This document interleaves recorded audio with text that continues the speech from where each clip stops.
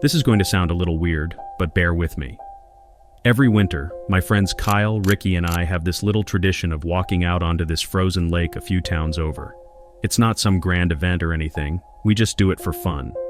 There's something about the vibe of being out there on the ice, surrounded by the quiet stillness, that feels almost otherworldly. It's just one of those simple things we've always enjoyed.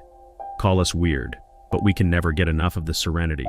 If you've ever been out in nature by yourself with the only sound being the gentle patter of snowflakes, you know what I'm talking about. It feels like you've got a piece of nature all to yourself. The photos always turn out great too, which is a huge plus for a couple of edgy guys like us. This happened this past winter. Yeah, it's April as I'm writing this, so it's been about 4 months. Now before you start picturing the worst, let me reassure you, none of us fell through the ice. That's not where this story is going. But trust me, what happened that night? It's way more unsettling than any frozen lake incident. It was snowing heavily, the kind of snow that blankets everything in white, making it feel like you're in a completely different world. That's actually why we decided to head out. There's something magical about a snowstorm at night, something calming but eerie. The lake had been frozen solid for a couple of weeks, and we were pretty sure it was safe. If you know anything about me and my friends, you'd know we'd choose winter over summer any day. It's not just because of the cool air and the cozy vibes. It's about the snow itself. There's something beautiful about it. But what I love the most is how the world doesn't completely fall into darkness after sunset. When the snow's on the ground, everything's still lit. The light bounces off the snow, blending day and night into this strange, surreal, in-between feeling. It's like being stuck in a dream. And that night, the full moon up in the sky only made it feel even more amplified. Kyle was driving that night. He had a pickup that handled pretty well in the snow, so we just played it safe and let him drive, even though Ricky was usually the one who chauffeured us around. The lake itself is surrounded by a thin forest, so we couldn't actually drive all the way to the water's edge. I don't think forest is the right word. It's really just a cluster of sparsely scattered trees, but it's more than enough to prevent a car from driving through. We parked in a nearby lot and got out of the car. It was freezing out. The three of us bundled up and walked toward the lake. I didn't smoke at the time, I still don't, but Ricky and Kyle both do, so they lit a couple of cigarettes as we walked. I think it was after midnight, but I can't say for sure. All I remember is that there wasn't a soul out there, not an animal, not a person, nothing. No movement whatsoever besides the three of us. We reached the lake, and as we anticipated, it seemed completely frozen over. The three of us were laughing about something stupid when Kyle picked up a small boulder and chucked it onto the ice, testing its integrity. It didn't even crack, so we took that as an indication to make our way towards the middle of the lake. We obviously didn't go super far on the ice.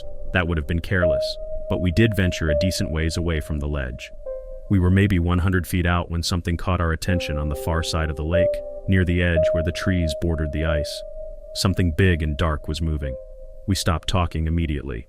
We just stopped in our tracks, watching whatever it was. It was large, hunched over, and moving slowly toward the lake. Finally, we realized what we were looking at. It was a bear. Ricky was the first to say something. He whispered, "Is that a bear?" as quietly as he could. I didn't answer. My heart was already racing.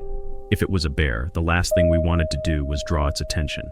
We stood there frozen, not even daring to breathe too loudly. But then, as the figure moved closer, something felt off. The way it walked wasn't quite right. Too upright, too human. It also looked like there was something dragging behind it. Nothing about it made sense. It was one of the most bizarre things I'd ever seen. And that's when it straightened up completely, and we realized the truth all at once. It wasn't a bear. It was a person wearing some kind of bear suit. Kyle said, "What the hell?" in a low voice, and I was thinking the same exact thing. I know it doesn't sound scary in a generic sense, but if you had been there, you would have been terrified too. I tried to respond, but the words wouldn't come. I don't know if I was more afraid or confused, but something told me to stay quiet. The figure kept moving toward the ice, dragging something behind him. At first, it was hard to tell what it was. The snow blurred the details, but as he got closer, I realized he was holding a rope that was attached to the thing he was dragging. A few moments later, we could see it more clearly.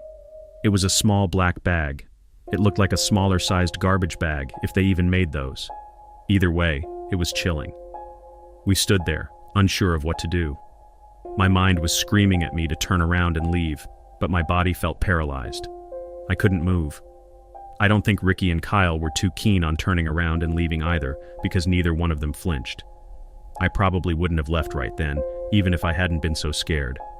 I needed to know what that person was doing.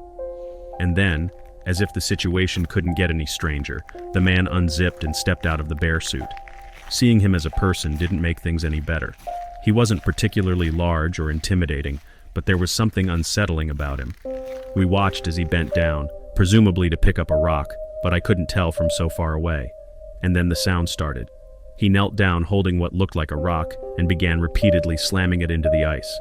It might have been placebo, but I swear I could feel the vibration in the ice, even from the distance. He was trying to break through, most likely to dispose of whatever was in that bag. Ricky tapped my shoulder, and I turned to see him and Kyle moving back towards solid ground. Without a word, I followed suit, and the three of us tried to move quickly without making too much noise. Every step felt deafening in the quiet. Even though I knew there was no way that guy could hear the crunch of snow from that far away, we barely made it a few yards when a voice yelled out, "Hey!" from behind us. I didn't even look back. I just started running, praying that guy didn't have a gun. The cold didn't help. I found myself starting to get winded after not even a minute of running. I don't know if he followed. I don't think he did, but in that moment, we were in full-on panic mode. We reached the edge of the lake, and at that point, I was gasping for breath. After a very short break, we made our way back to the car silently, and Kyle drove off immediately. None of us had any clue what we had just witnessed. Kyle tried to brush it off, saying it was probably someone just dumping their trash, but I couldn't shake the absurdity of it. Who in their right mind would put on a full bear suit in the dead of winter just to illegally dump their garbage? It didn't add up. Ricky, on the other hand, was convinced it was someone dumping a body, but I wasn't buying it. That bag was too small for anything like that. We spent the entire ride home talking in circles, trying to piece it together, but we never came to any real conclusion. And truthfully, we still haven't. But here's the twist.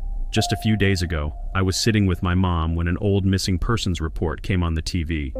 It was about a kid from our area, someone who had gone missing around the same time we saw that figure on the lake. The timeline, it was too close to ignore. Now, I'm not jumping to conclusions.